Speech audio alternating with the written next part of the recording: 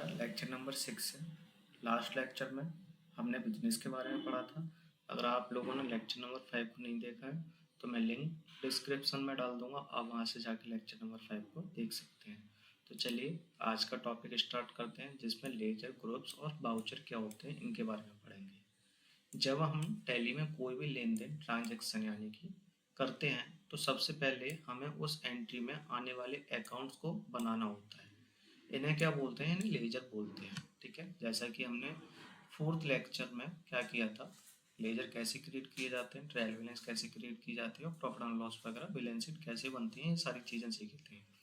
तो उसमें हम क्या कर रहे थे, हमने लेजर्स क्रिएट किए थे। तो जो अकाउंट्स होते हैं उनको क्या बोला जाता है? लेजर्स बोला जाता है। लेजर क्या होता है? लेजर मतलब किसी खाते का रिकॉर्ड, जैसे कि rent account, salary account, cash account etcetera. ध्यान रखें, जब एक बार कोई लेजर बन गया तो उसी नाम का लेजर दोबारा बनाने की ज़रूरत नहीं होती। जैसे अगर आप रेंट का लेजर बना चुके हैं तो अगली बार रेंट की एंट्री में वही पुराना लेजर इस्तेमाल होगा, ना कि आप नया लेजर बनाओगे। तो क्या करना है यहाँ पे, हमने जैसा कि लेक्चर नंबर 4 में देखा था, जिसमें हम लेजर्स बना के चल रहे थे, तो हमारे पास टोटल अकाउंट्स कितने थे? 10 अकाउंट्स थे। तो उसमें हमने बताया था कि अगर कोई लेजर यानी कि कोई अकाउंट एक बार काउंट हो जाता है तो हम उसको क्या करते हैं? दोबारा से काउंट नहीं करते हैं। जैसे कि उस एंट्रीज के अंदर हमारा एक अकाउंट था स्टेशनरी का, तो स्टेशनरी के अकाउंट्स में क्या कर रहे थे हम? 2 बार हमने स्टेशनरी को परचेज किया था, लेकिन अकाउंट कितने बनाए थे? स्टेशनरी का एक ही अकाउंट बनाया था। तो जो एक अकाउंट हमने बना दिया उसी के अंदर क्या होगा, वो दोनों एंट्रीज जाएंगी, ना कि हम स्टेशनरी के अकाउंट बार बार बनाएंगे। तो जिस अकाउंट को हम एक बार बना लेते हैं उस अकाउंट को हम दोबारा से नहीं बनाते हैं। उसके बाद अगला टॉपिक है हमारा, कुछ लेजर पहले से ही बने होते हैं। जैसे कि कैश का लेजर क्या होता है? पहले से क्रिएट होता है, और प्रॉफिट एंड लॉस अकाउंट का भी लेजर पहले से क्रिएट होता है। उसके बाद चलते हैं, लेजर किस ग्रुप के अंदर आता है। जब हम कोई लेजर बनाते हैं तो उसे किसी न किसी ग्रुप में रखना होता है। ग्रुप मतलब खातों की श्रेणी, ताकि पता चले कि ये खर्चा है, आमदनी है, असेट्स है या लाइबिलिटी है। जैसे कि यहाँ एक एग्जांपल देखते हैं। राहुल ने ऑफिस का 2000 रेंट दिया, यानी कि राहुल ने क्या किया है? ऑफिस का 2000 रेंट दिया है। रेंट क्या हो गया? हमारा एक एक्सपेंसेस हो गया। इसलिए रेंट का लेजर किसके अंदर जाएगा? इनडायरेक्ट एक्सपेंसेस के अंदर। एंट्री क्या होगी इसकी? डेबिट रेंट होगा, क्योंकि रेंट के एक्सपेंसेस जो हमने पढ़ा था कि एक्सपेंसेस हमारे क्या होते हैं? डेबिट होते हैं। और कैश क्या हो गया हमारे पास? क्रेडिट हो गया, क्योंकि कैश क्या है? हमारा जाने वाला है। तो लेजर रेंट अंडर किसके चला गया? इनडायरेक्ट एक्सपेंसेस के। अब देखो हमने यहाँ पे क्या किया, कैश का लेजर नहीं बनाया इस एंट्रीज के अंदर। क्यों नहीं बनाया? क्योंकि कैश का लेजर क्या होता है? पहले से क्रिएट होता है। ठीक है, इससे आगे देखते हैं, पहले इसको रेज करते हैं।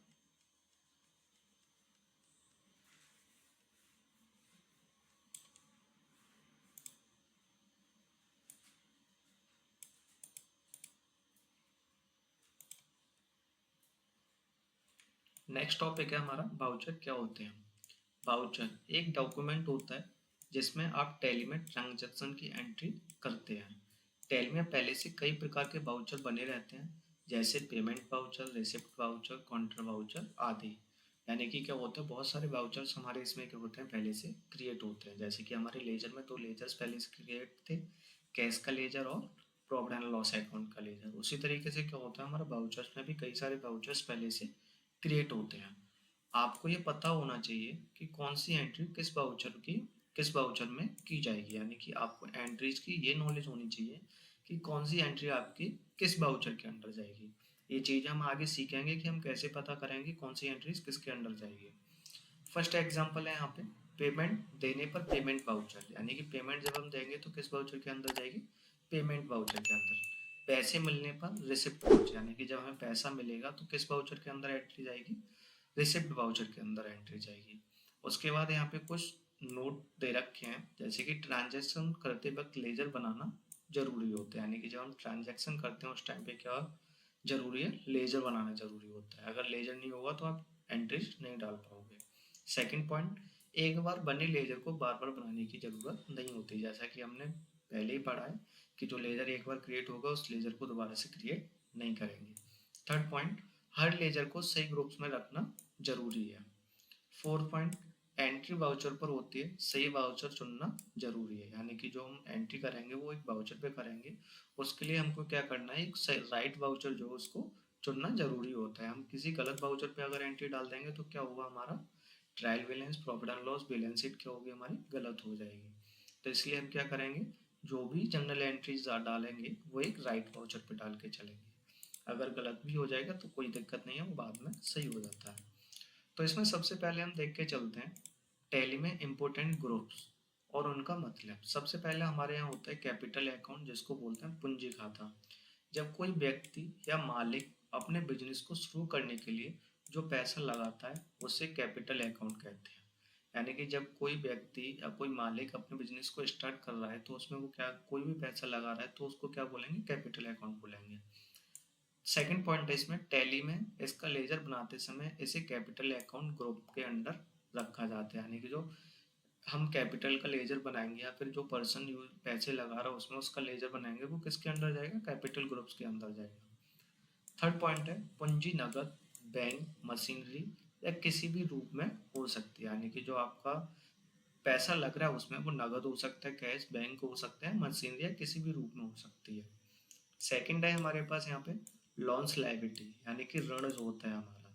जब बिजनेस के लिए कोई बड़ा लोन लिया जाता है, यानी कि हम बिजनेस यूज स्टार्ट कर रहे हो उसमें कोई लोन वगैरह ले रहे हैं, जैसे कि bank loan, loan term loan आदि, तो वे खाते लोन्स लायबिलिटीज ग्रुप में आते हैं। ये लंबे समय के लिए होते हैं और इन्हें वापस करना होता है। ठीक है, यानी कि हम कोई लोन्स वगैरह लेंगे तो उसको क्या करेंगे, हम वापस भी करेंगे। ठीक है। थर्ड पॉइंट है हमारा करंट लायबिलिटीज, चालू देनदारियां। जब बिजनेस को किसी से थोड़े समय के लिए उधार लेना पड़ता है, जैसे सप्लायर से उधारी पर माल लेना या क्रेडिटर्स, तो ये खाते करेंट लायबिलिटीज ग्रुप्स के अंडर जाते हैं। यानी कि हम किसी से थोड़े समय के लिए कोई उधारी वगैरह लेते हैं सप्लायर से, तो वो किसके अंदर जाएंगे, क्रेडिट करेंट लायबिलिटीज के अंदर जाएंगे। ये आमतौर पर 1 साल के अंदर चुकाने होते हैं। यानी कि इसका जो टाइम होता है वो कितना होता है, 1 ईयर होता है। फोर्थ पॉइंट है हमारे पास फिक्स्ड असेट्स, स्थायी संपत्तियां। कोई भी ऐसी संपत्ति जो बिजनेस में लंबे समय तक काम आती है उसे किसके अंडर रखते हैं, फिक्स्ड असेट्स। और उसको बोलते भी क्या है, फिक्स्ड असेट्स आइटम, जैसे कि computer, furniture, telephone, AC, building, vehicle etcetera. इनका आसानी से लेन देन नहीं होता और बिजनेस के असेट्स होते हैं। यानी कि जिस आइटम का आप आसानी से लेन देन नहीं कर रहे, जो आइटम आपने एक बार परचेज कर लिया और आप उसको लंबे समय तक के लिए रख रहे हो, यानी कि यूज में ले रहे हो। कंप्यूटर क्या आपका 4-5 साल बिजनेस के अंदर चलेगा ही चलेगा, तो वो क्या हो गया, आपकी फिक्स्ड एसेट संपत्ति हो गई। अब यहाँ पे स्टेशनरी भी हमारी बिजनेस में यूज के लिए आ रही थी, लेकिन स्टेशनरी क्या क्या था, हम आए दिन स्टेशनरी को परचेज करते रहते हैं, इसलिए वो क्या हमारी एक्सपेंसेस है। उसके बाद फिफ्थ पॉइंट आता है हमारा इन्वेस्टमेंट अकाउंट्स, निवेश खाता। जब बिजनेस के पैसे को कहीं और इन्वेस्टमेंट किया जाता है, यानी कि कहीं दूसरी जगह पे इन्वेस्टमेंट किया जाता है ताकि मुनाफा कमाया जा सके, यानी कि क्या उससे हम मुनाफा कमा सकें, जैसे shares, mutual funds, bonds etcetera. तो उसका खाता किसके अंदर जाएगा, इन्वेस्टमेंट अकाउंट ग्रुप में रखा जाता है। ये आमतौर पर लॉन्ग टर्म इन्वेस्टमेंट होते हैं, यानी कि क्या होते हैं, लॉन्ग टर्म होते हैं। सिक्स पॉइंट है हमारे पास करेंट असेट, चालू संपत्तियां। ऐसी संपत्ति जिनकी लेन देन आसानी से किया जा सकता है और जो कम समय में कैश में बदली जा सकती हैं, जैसे stock, cash in hand, debtors आदि। ये किसके अंदर आते हैं, करेंट असेट्स ग्रुप में रखा जाता है इनको। ठीक है। इसके बाद हमारा 7 पॉइंट है जिसमें मिसलिनियस एक्सपेंसेस यानी कि असेट्स आते हैं। ये ऐसे खर्चे होते हैं जो बिजनेस शुरू करते समय एक बार के लिए होते हैं, जैसे preliminary expenses, stamp duty, company logo design का खर्च, कंसल्टेंट फीस आदि। इन्हें मिसलिनियस एक्सपेंसेस असेट्स ग्रुप में रखा जाता है। ठीक है।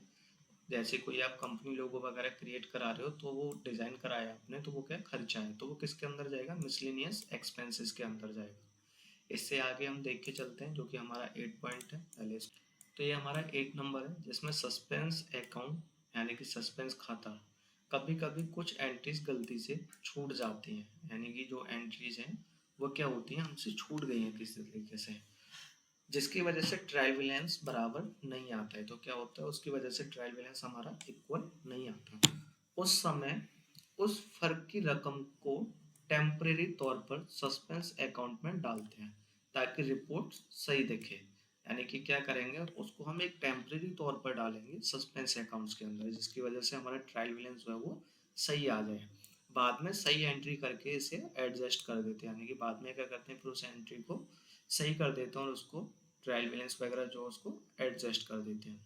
उसके बाद हमारा 9 टॉपिक है ब्रांच डिवीजन, शाखा एवं विभाग।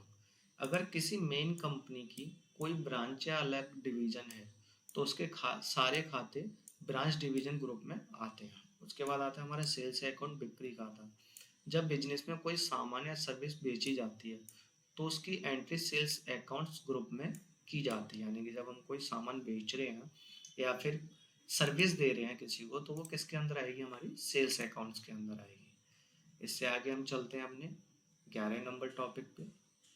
हमारा 11 नंबर है परचेस अकाउंट, खरीद खाता। जब बिजनेस के लिए गुड्स खरीदा जाता है ताकि उन्हें बेच सकें तो उसकी एंट्री परचेस अकाउंट ग्रुप में की जाती है। यानी कि हम कोई माल परचेस कर रहे हैं बेचने के लिए, तो वो एंट्रीज किसके अंदर जाएगी, हमारी परचेस अकाउंट्स के अंदर जाएगी। डायरेक्ट इनकम यानी प्रत्यक्ष आय, वो सारे इनकम जो बिजनेस के मेन काम से डायरेक्ट आती है, जैसे सेल्स कमीशन, मेन सर्विस का पेमेंट आदि, वो सब किसके अंदर जाएंगे, डायरेक्ट इनकम में रखे जाएंगे। उसके बाद आता है इनडायरेक्ट इनकम, ऐसी इनकम जो सीधे सीधे व्यापार से मुख्य काम से नहीं आती बल्कि अन्य सोर्स से आती हैं, जैसे डिस्काउंट रिसिप्ट। यानी कि हमें अगर किसी से डिस्काउंट मिल रहा है, हमने किसी से माल परचेज किया और उस पर हमें क्या मिला, डिस्काउंट मिला, तो वो क्या हो गया, हम डिस्काउंट रिसीव कर रहे हैं, तो हमारा क्या हो गया, इनडायरेक्ट इनकम हो गई, कमीशन रिसिप्ट हो गई। ये सब किसके अंदर जाएंगे, हमारे इनडायरेक्ट इनकम के अंदर जाएंगे। इसके बाद हम चलते हैं अपने 14 पॉइंट्स की तरफ। पहले हमारा 14 पॉइंट डायरेक्ट एक्सपेंसेस, प्रत्यक्ष खर्चे, ऐसे खर्चे जिनका सीधा संबंध गुड्स बनाने या सर्विस देने से होता है, जैसे raw material, transportation, wages for manufacturing आदि। इन्हें क्या करते हैं, डायरेक्ट एक्सपेंसेस में रखा जाता है। उसके बाद आता है इनडायरेक्ट एक्सपेंसेस, ऐसे ऐसे खर्चे जो बिजनेस को चलाने के लिए ज़रूरी होते हैं लेकिन डायरेक्ट प्रोडक्शन से जुड़े नहीं होते। यानी कि ये क्या होते हैं, डायरेक्ट प्रोडक्शन से नहीं जुड़े होते हैं, वो क्या होते हैं, हमारे इनडायरेक्ट एक्सपेंसेस होते हैं, जैसे कि रेंट हो गया, सैलरी हो गई, ऑफिस इलेक्ट्रिसिटी हो गया, डिस्काउंट अलाउड हो गया। यानी कि उसमें क्या कर रहे थे, डिस्काउंट रिसीव कर रहे थे, इसमें डिस्काउंट क्या कर रहे हैं, अलाउड कर रहे हैं। इन्हें इनडायरेक्ट एक्सपेंसेस में रखा जाता है। 16 entry point reverse and surplus, reserves reserves और अधिशेष, बिजनेस के प्रॉफिट से बनाए गए किसी फंड या रिजर्व्स को रिजर्व्स एंड सरप्लस के ग्रुप में रखा जाता है, जैसे जनरल रिजर्व, रेंटेड अर्निंग, ये सब क्या होंगे, हमारे रिजर्व्स एंड सरप्लस के अंदर जाएंगे। उसके बाद हम अपना अगला पॉइंट देखते हैं, point number 70, bank overdraft. Bank overdraft, जब आप बैंक से अपनी जमा राशि से ज़्यादा पैसे निकाल लेते हैं, यानी कि आपने क्या किया है, बैंक में जो पैसे जमा थे उससे ज़्यादा आप अगर पैसा निकालते हैं तो उसे बैंक ओवरड्राफ्ट कहते हैं। ये एक प्रकार का शॉर्ट टर्म लोन होता है और इसका लेजर बैंक ओडी अकाउंट में रखा जाता है। यानी कि क्या होता है, एक तरीके से शॉर्ट टर्म लोन लिया आपने बैंक से और इसको हम किसके अंदर रखेंगे, बैंक ओडी अकाउंट के अंदर रखेंगे, ओवरड्राफ्ट जिसको बोलते हैं। सेकंड लोन, सुरक्षित ऋण, वो लोन जो किसी सिक्योरिटी जमानत के आधार पर लिए जाते हैं, जैसे मॉर्गेज लोन, कार लोन आदि। इन्हें सेकंड लोन्स ग्रुप में रखा जाता है। इसके बाद हम अगला पॉइंट 19 देखेंगे, इसको इरेज करते हैं यहाँ से और 19 पॉइंट्स की तरफ मूव करते हैं।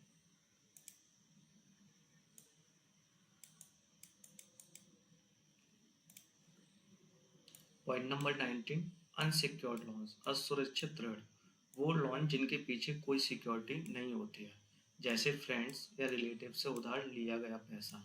यानी कि इसमें क्या है, कोई भी सिक्योरिटी नहीं है। इन्हें अनसिक्योर्ड लोन्स ग्रुप में रखा जाता है, यानी कि इसको किसके अंडर रखा जाएगा, अनसिक्योर्ड लोन्स के अंदर रखा जाएगा। उसके बाद पॉइंट नंबर 20 है ड्यूटीज एंड टैक्सेस, कर और शुल्क, किसी भी प्रकार के टैक्स या ड्यूटीज के लेजर, जैसे GST, VAT, TDS, excise duty आदि किसके अंदर आएंगे, ड्यूटीज एंड टैक्सेस के अंदर आएंगे। पॉइंट नंबर 21, प्रोविजंस, प्रावधान, बिजनेस में कोई खर्च या लायबिलिटी पहले से ही रिजर्व कर ली जाती है, भले ही एक्चुअल पेमेंट बाद में हो। यानी कि क्या होता है इसमें, बिजनेस में कोई भी लायबिलिटी क्या होती है पहले से रिजर्व कर ली जाती है, फिर कोई भी एक्सपेंसेस हो भले ही उसका क्या हो एक्चुअल पेमेंट बाद में हो। जैसे सैलरी प्रोविजन, रेंट प्रोविजन, ऐसे खातों को प्रोविजन ग्रुप्स में रखा जाता है। पॉइंट नंबर 22, सन्ड्री क्रेडिटर्स, सामान्य लेनदार। जब बिजनेस में सप्लायर से उधारी पर सामान खरीदा जाता है, यानी कि क्या होता है इसमें ध्यान देना, जब हम क्या करते हैं बिजनेस में सप्लायर से उधारी पर सामान खरीदते हैं तो उन सप्लायर्स का खाता सन्ड्री क्रेडिटर्स ग्रुप्स में रखा जाता है। ये शॉर्ट टर्म ये ये शॉर्ट टर्म लाइबिलिटीज होती हैं जो आमतौर पर एक साल के भीतर चुकानी होती है। पॉइंट नंबर 23, सन्ड्री डेबिटर्स, सामान्य देनदार। जब बिजनेस किसी ग्राहक के उधार पर सामान बेचता है, यानी कि बिजनेस के अंदर क्या हो रहा है, हम कोई भी सामान उधार बेच रहे हैं और उससे बाद में पेमेंट लेना होता है, तो उस ग्राहक का खाता सन्ड्री डेबिटर्स ग्रुप में रखा जाता है। ये बिजनेस के लिए करेंट असेट्स होता है, यानी कि उसमें क्या हो रहा था शॉर्ट टाइम लाइबिलिटीज हो रही थी और उसमें क्या हो रहा था करेंट असेट्स होता है। ठीक है। उसके बाद हमारा पॉइंट नंबर 24, डिपॉजिट असेट, जमा राशि। जब बिजनेस किसी चीज़ के लिए सिक्योरिटी डिपॉजिट देता है, जैसे rent security, electricity security deposit आदि, ये ऐसे खाते किसके अंदर जाते हैं, डिपॉजिट असेट्स के अंदर जाते हैं। रेंट सिक्योरिटी हो गया, इलेक्ट्रिसिटी सिक्योरिटी हो गया, या फिर आप किसी भी चीज़ का सब्सक्रिप्शंस ले रहे हो तो वो किसके अंदर जाएगा, डिपॉजिट असेट्स के अंदर जाएगा, जहाँ पे आप पहले से पैसा जमा कर देते हो। Point number 25, loans and advance assets. जब बिजनेस किसी को एडवांस में पैसा देता है, जैसे एम्प्लॉयज़ या एडवांस सैलरी या किसी सप्लायर को एडवांस पेमेंट, तो ये खाते loans and advance assets group में आते हैं। Point number 26, cash in hand, नगद।